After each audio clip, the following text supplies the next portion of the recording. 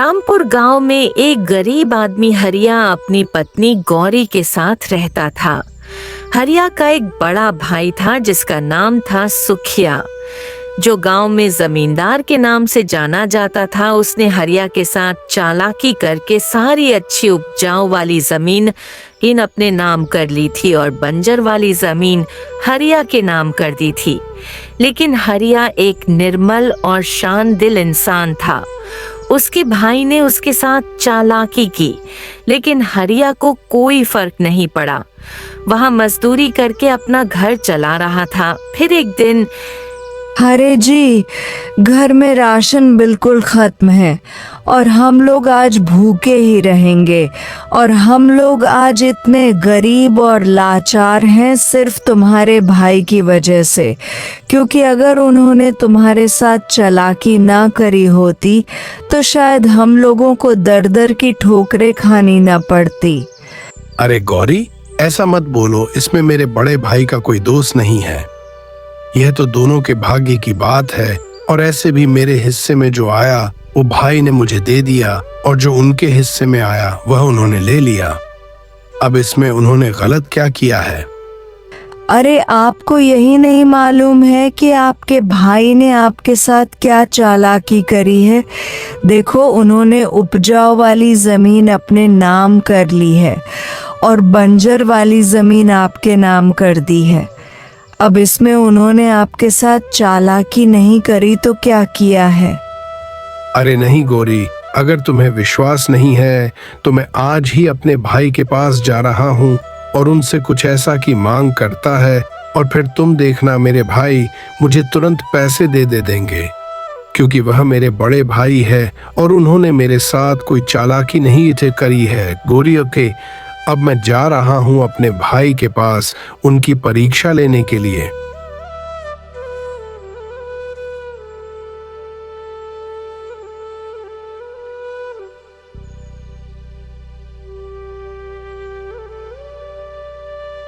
नमस्ते भैया जी, क्या हाल है? भैया, मुझे आपसे कुछ काम था, तो क्या आप मेरी मदद करेंगे? मुझे 5,000 रुपए की जरूरत है, तो कृपया करके आप मुझे वो रुपए दे दो ताकि मेरा कुछ भला हो जाए। अरे हरिया, हम दोनों लोग अलग अलग घरों में रहते हैं और अलग अलग खेत भी हैं। अरे हम लोगों में बंटवारा हो गया है, तो मैं तुम्हारी मदद क्यों करूं? अगर तुम्हें पैसों की जरूरत है तो तुम अपने खेतों में मेहनत करो या फिर मजदूरी करो। मुझे इससे कोई लेना देना नहीं है, लेकिन मैं तुम्हारी कोई मदद नहीं कर सकता।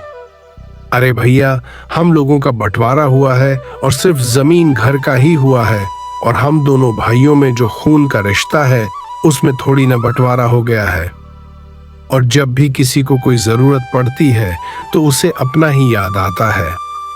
तो भैया जी, इसीलिए मैं आपके पास आया हूँ और आप मेरी मदद कर दीजिए ताकि मेरा दिल न दुखी और मैं खुशी खुशी यहाँ से बैठे नहीं यहाँ से वापस लौटूं।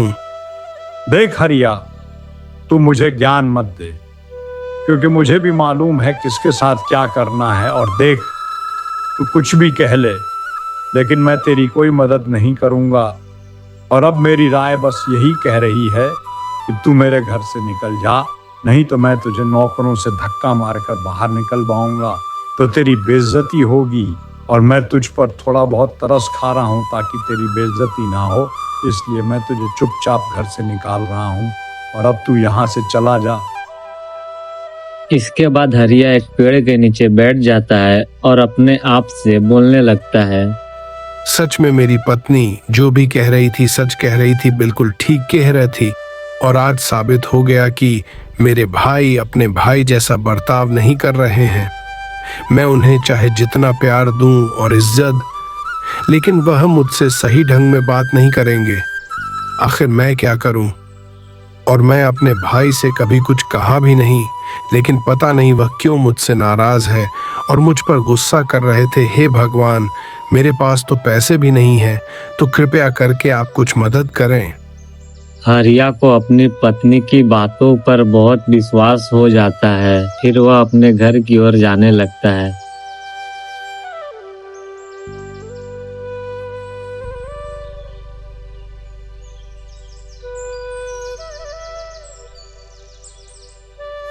हरिया घर जाता है तो उसको उदास देखकर उसकी पत्नी समझ जाती है कि उसका भाई सुखिया उसे पैसे देने से मना कर दिया है। फिर वह उससे कहती है, अरे जी, आप इतना उदास मत हो, क्योंकि मैं जानती हूँ आपके भाई ने आपकी मदद नहीं की है। और मैं तो पहले से ही कह रही थी कि तुम्हारे भाई बड़े लालची हैं और उनको तुमसे कोई मतलब नहीं है। लेकिन तुम चिंता मत करो, क्योंकि भगवान सबके साथ होता है और वह हर किसी की मदद करता है। बस हौसला रखो। हाँ गौरी, तुम बिल्कुल सही कह रही थी, लेकिन मैं तुम्हारी बात पर विश्वास न करके अपने भाई की बात पर विश्वास किया कि मेरा भाई मुझे बहुत प्यार करता होगा। लेकिन ऐसा कुछ भी नहीं है। वह तो मुझसे नफरत करता है। लेकिन कोई बात गौरी, अब मैं भी कुछ न कुछ करके पैसे कमा लूंगा और अच्छा घर बनवाऊंगा। हाँ, ये हुई ना बात। आप बिल्कुल भी उदास मत हो, क्योंकि आप अगर अपना हौसला रखोगे तो कुछ भी कर सकते हो। आप मेहनत करो और आगे बढ़ो। गौरी हरिया का हिम्मत बढ़ाती है ताकि हरिया हार ना माने। हरिया का बड़ा भाई सुखदेव गांव में दूध बेचता था। उस पूरे गांव में हरिया का भाई सुखदेव ही एकमात्र दूध बेचता था, इसलिए उसे अपने ऊपर बहुत घमंड था और ग्राहकों की ऐसी तैसी करता रहता था। अरे भाई, मेरे घर में आज मेहमान आए हुए हैं, तो आप बता दीजिए कि 1 किलो दूध कितने रुपए में दिया है? देखो, मैं हर रोज अपने दूध की रेट कम ज्यादा नहीं करता हूँ। जब से मैंने दूध बेचना शुरू किया है, तब से मेरे 1 किलो दूध का दाम 100 रुपए है। बताओ तुम्हें कितना चाहिए? मैं अभी दे देता हूँ। अरे भाई, तुम तो 1 किलो दूध का दाम बहुत ज्यादा रखे हो। इतने में तुम्हारा दूध कौन लेगा? भाई, कुछ काम रुपए में दो तो मैं भी ले लूं। देखो, तुम्हें दूध लेना हो तो तुम ले लो, वरना जो यहाँ से मैं अपने दूध का दाम कभी कम नहीं करूंगा, और जिसको दूध लेना होगा वह जरूर लेगा। अरे, एक तो तुम अपने दूध का दाम बहुत ज्यादा बता रहे हो और ऊपर से अकड़ भी बहुत दिखा रहे हो। हे भगवान, इस गांव में कोई और दूध बेचने लगे जिसके चलते तुम्हारा घमंड चूर चूर हो जाए, और देखना कोई दूसरा भी दूध जरूर बेचेगा। इतना कहकर वह आदमी गुस्से में चला जाता है वहां से। हरिया काम के तलाश में इधर उधर भटक रहा था। फिर वह एक जमींदार के पास जाता है और उससे कहता है, जमींदार साहब, मैं बहुत गरीब आदमी हूँ। मैं पड़ोस के गांव से आया हूँ और मैं यहाँ काम की तलाश में ढूंढ रहा था। तो क्या आपके यहाँ मुझे कोई काम मिल जाएगा? वैसे मैं हर काम कर लूंगा, चाहे वह खेत का है या फिर घर का। अरे, मैं तुम्हें जानता हूँ कि हरिया हो और तुम्हारे भाई ने तुम्हारे साथ धोखा किया है। उन्होंने सारी जमीन अपने नाम कर ली है और बंजर वाली जमीन तुम्हारा नाम करती है। लेकिन कोई बात नहीं, अपने कर्म का फल उसे जरूर मिलता है, चाहे वह कोई भी हो कि मैं रहूं, क्योंकि मेरे पास अभी कोई काम नहीं है। लेकिन तुम वही काम करो जो तुम्हारे परिवार में सदियों से हो रहा है। हाँ, मेरे भाई ने मेरे साथ धोखा किया है, लेकिन मैंने कुछ समझ नहीं कि मेरा परिवार ऐसा क्या व्यापार कर रहा था। मुझे नहीं मालूम है। कृपया आप मुझे थोड़ा समझाते हुए भाव में बताइए। अरे, इतना परिवार दूध का व्यापार कर रहा था और तुम्हारा भाई भी दूध का व्यापार कर रहा है, क्योंकि तुम्हारा परिवार दूधिया के परिवार से फेमस था। अब तुम जाओ और एक गाय खरीद लो, फिर धीरे धीरे करके अपना व्यापार आगे बढ़ा। अच्छा, तो यह बात है। आपका बहुत बहुत धन्यवाद जो आपने मुझे बताया। अब मैं एक गाय खरीद लूंगा और अपने घर का खर्च अच्छे से चलाऊंगा। हरिया घर जाता है और उसे खाली हाथ देखकर गौरी उससे कहती है, अरे जी, आप फिर से खाली हाथ लौट आए हो। क्यों, आपको कहीं काम नहीं मिला क्या? या फिर कोई ऐसा काम मिला हो जिससे आपने ही ना किया हो? नहीं गौरी, ऐसी बात नहीं है। अरे मैं अपना घर चलाने के लिए कोई भी काम करने के लिए तैयार हूँ, लेकिन बात कुछ ऐसी है कि मुझे काम ही नहीं मिला है। लेकिन हाँ, हमारा घर चल सकता है। इसकी सिर्फ एक ही वजह है और वह मुझे आज पता चल चुकी है। आखिर ऐसा क्या पता चल गया आपको जिससे हमारा घर अच्छे से चल सकता है? आप मुझे जल्दी जल्दी बताइए। देखो गोरी, हमारा परिवार एक दूधिया नाम से जाना जाता है और बचपन में मैंने देखा था कि मेरे पिताजी और दादाजी दोनों लोग दूध बेचा करते थे और इसीलिए मेरे बड़े भाई भी दूध बेचते हैं, तो अब मैं भी दूध बेचूंगा। लेकिन मुझे समझ में नहीं आ रहा है कि मैं पैसे कहाँ से लाऊंगा। मेरे पास गाय खरीदने के लिए पैसे ही नहीं है। ओ अच्छा, ऐसी बात है तो आप चिंता मत करो, क्योंकि मेरे पास मेरे सोने के कंगन रखे हुए हैं। आप उन्हें बेच कर एक अच्छी सी गाय खरीद कर लाना और अपने काम में सफलता पाना। ठीक है गोरी, मैं अभी जा रहा हूँ और तुम्हारे कंगन बीज कर एक गाय खरीद कर लाऊंगा जो एक अच्छी किस्म की हो। हरिया अपनी पत्नी की कंगन को लेकर बाजार की ओर जाने लगता है।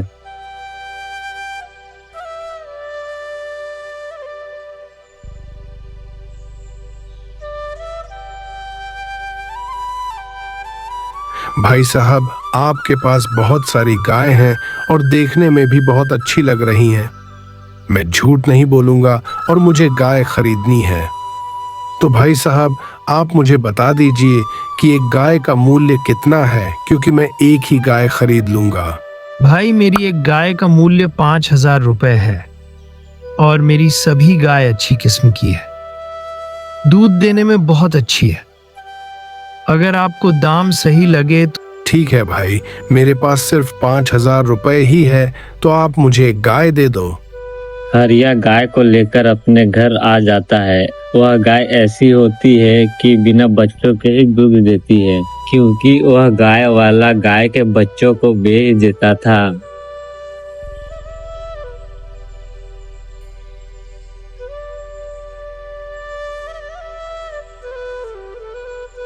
अरे जी, आप गाय तो बहुत अच्छी ले आए हो, देखने में भी बहुत अच्छी लग रही है, लेकिन इसका बच्चा कहाँ है? मुझे दिखाई नहीं दे रहा। अरे गौरी, यहाँ ऐसी गाय हैं जो बिना बच्चों के दूध देती है, क्योंकि इसका मालिक जो था वह गाय के बच्चों को बेच देता है। लेकिन कोई बात नहीं, अब जो भी अगली बार से बच्चे होंगे वह हम लोग पाल लिया करेंगे। वह अच्छा, चलो कोई बात नहीं। मुझे खुशी हुई कि मेरे कंगनों से ही अच्छी गाय मिल गई है और अब मुझे पूरा विश्वास है कि हमारे घर का खर्च आराम से चल जाएगा। दोनों पति पत्नी बहुत खुश थे, क्योंकि अब उनकी गरीबी दूर होने वाली थी। अगले दिन ही हरिया ने एक केन में दूध रखा और बेचने लगा। लेकिन खुशी की बात तो यहाँ थी कि पहले दिन ही उसके पास एक गांव वाला दूध लेने के लिए आया, जो कि सुखिया से नाराज होकर उसकी दुकान से चला जाता है। अरे भाई, तुमने बहुत अच्छा किया। कहानी पे ही तुम जो दूध बेचना शुरू कर दिया, क्योंकि इस गांव में तुम्हारा भाई है, दूध बेचता था, लेकिन वह बहुत महंगे काम में बेचता है और इसलिए मैं उससे नाराज होकर उसकी दुकान छोड़कर चला गया था। भाई, आप बताइए कितने रुपए में दूध बेच रहे हैं? हाँ भाई, मेरा भाई बहुत ही लालची है और बहुत ही घमंडी भी, इसलिए मैंने दूध बेचना शुरू किया है। भाई, 1 किलो 30 रुपए में देता हूँ, आप बताइए, या आपको कितना दूध चाहिए? और यह भी बताइए कि मैं दूध का दाम ज्यादा तो नहीं कर रहा हूँ। भाई, बहुत खुशी की बात है कि तुमने दूध बेचना स्टार्ट किया है, लेकिन सच में तुम बहुत अच्छे आदमी हो, क्योंकि तुम्हारा भाई 100 रुपए में 1 किलो दूध देता है, लेकिन तुम सिर्फ 30 रुपए में दूध दे रहे हो। भाई, तुम्हारा दाम बहुत अच्छा है। अब तुम मुझे 2 किलो दूध दे दो। धीरे धीरे करके हरिया के पास ग्राहकों की भीड़ इकट्ठा हो जाती है, क्योंकि हरिया बिल्कुल शुद्ध दूध बेचता था और कम दाम में भी बेच रहा था। जब यह बात हरिया के बड़े भाई सुखिया को पता चलती है तो वह बहुत ही गुस्सा करता है। अरे ये हरिया मेरा भाई नहीं, मेरा दुश्मन है, दुश्मन। अरे इसमें मेरा अच्छा काम चला, देख खुद भी दूध बेचने लगा है। मुझे कुछ करना पड़ेगा, नहीं तो ये इतने कम दाम में दूध बेचेगा तो सारे ग्राहक किसी के पास जाएंगे और मेरे पास कोई नहीं आएगा। लेकिन मैं उसका क्या कर सकता हूं, मुझे तो अब कुछ समझ नहीं आ रहा। अरे मालिक, हम हरिया का कुछ नहीं कर सकते, पर मैं कहता हूं कि आप भी दूध का दाम कम कर लो तो शायद आपके पास भी ग्राहक आने लगेंगे। नहीं रामू, मैं कभी दाम कम नहीं करूंगा, बेशक कोई ग्राहक आए या ना आए। अगले दिन सुबह होते ही सुखिया के घर एक बूढ़ी अम्मा आती है और वो सुखिया से कहती है, अरे बेटा, मैं कई दिनों से कुछ नहीं खाया है, तो तुम मुझे कुछ रोटी दे दो जिसे खाकर मैं अपनी भूख मिटा दूं। अरे जाओ यहाँ से, मेरे पास तुम्हें देने के लिए कुछ भी नहीं है, और वैसे भी मेरा दिमाग सटका पड़ा है और तुम ऊपर से और गुस्सा दिलवाने के लिए आ गई हो। जाओ चुपचाप यहाँ से। सुखिया की बात सुनकर बूढ़ी अम्मा बहुत उदास होती है, लेकिन वह कुछ भी नहीं कह सकी। अम्मा देखते देखते हरिया के घर के पास आती है और आवाज लगाती है, बेटा, घर पर हुई है क्या जो मेरे कुछ मदद कर दे, क्योंकि मैंने कई दिनों से खाना नहीं खाया है और मुझे बहुत जोर की भूख लगी है। कोई मुझे खाना देगा क्या? अम्मा बात सुनकर हरिया खाना लेकर घर से बाहर निकलता है और अम्मा से कहता है, अम्मा ये लो खाना। मैं तुम्हें 56 प्रकार के भोज तो नहीं मिला सकता हूँ, लेकिन मेरे घर में जो भी रूखा सूखा है आप उसे स्वीकार करो और खा लो। बेटा, तुम बहुत अच्छे और नेक दिल इंसान हो। मैं तुम्हारा ये खाना स्वीकार करती हूँ, लेकिन तुम मुझे बताओ कि तुम्हें मुझसे क्या वरदान चाहिए। मैं हर वरदान दे सकती हूँ जो भी इंसान मांगता है। अच्छा अम्मा, अगर ऐसी बात है तो आप मुझे कोई ऐसा वरदान दे दो जिसके चलते मैं हर व्यक्ति की मदद कर सकूं और मेरे घर से कोई भूखा या फिर तकलीफ में न जाए। अरे बेटा, मैं तुम्हारा जवाब सुनकर बहुत प्रसन्न हूँ।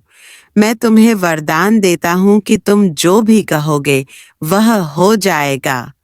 तुम जो भी मांगोगे वह मिलेगा।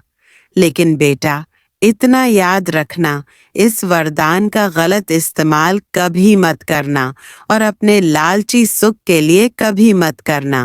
अब हरिया को बहुत बड़ी खुशी थी, क्योंकि उसके पास ऐसा वरदान था जिससे वह हर किसी की मदद कर सकता था। भाई साहब, मुझे कुछ अनाज की जरूरत है, तो कृपया करके आप मुझे अनाज दे दो, क्योंकि मैंने सुना है आपके पास ऐसा वरदान है जिसके कारण कि आप जो भी कहोगे वह हो जाएगा। हाँ भाई, क्यों नहीं, अभी ये लो अनाज। भाई साहब, मुझे एक बोरी आटे की जरूरत है, तो कृपया करके आप हटा मत।